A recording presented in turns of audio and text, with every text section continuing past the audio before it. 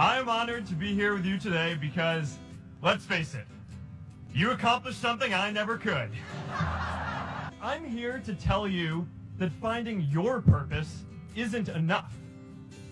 The challenge for our generation is to create a world where everyone has a sense of purpose. I remember that night I launched Facebook from that little dorm in Kirkland House. I was excited to help connect the Harvard community, but one day someone would connect the whole world. It never even occurred to me that that someone might be us. We were just college kids. We didn't know anything about that. There were all these great big technology companies with all these resources, and I just assumed one of them would do it. But this idea was so clear to us that all people want to connect. So we just kept working on it, day after day after day.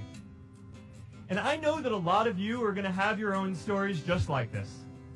A change in the world that seems so clear that you are sure someone else is going to do it. But they're not. You will. You see, my hope was never to build a company. I wanted to have an impact. And as all these people started joining us, I just assumed that that's what they wanted to do too. So I never took the time to explain what it was that I hoped we'd build. A couple of years in, some big companies wanted to buy us. I didn't want to sell. I wanted to see if we could connect more people.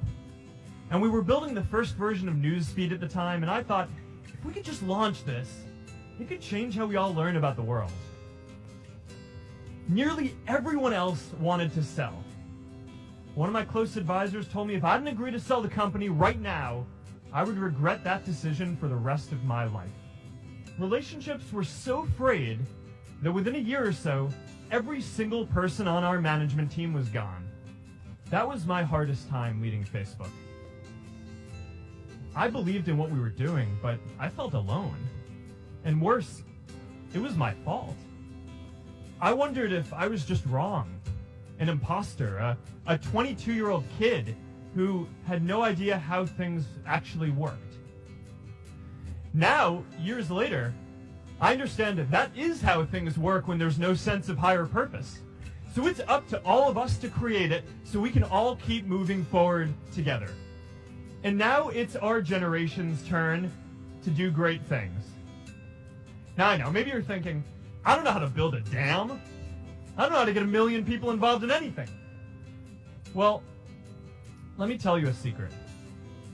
No one does when they begin. Ideas don't come out fully formed.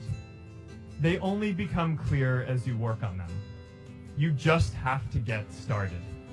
The reality is, anything we do today is going to have some issues in the future. But that can't stop us from getting started. Facebook wasn't the first thing I built. I also built chat systems and games, study tools and music players, and I'm not alone. The greatest successes come from having the freedom to fail. Congratulations, class of 2017. Good luck out there.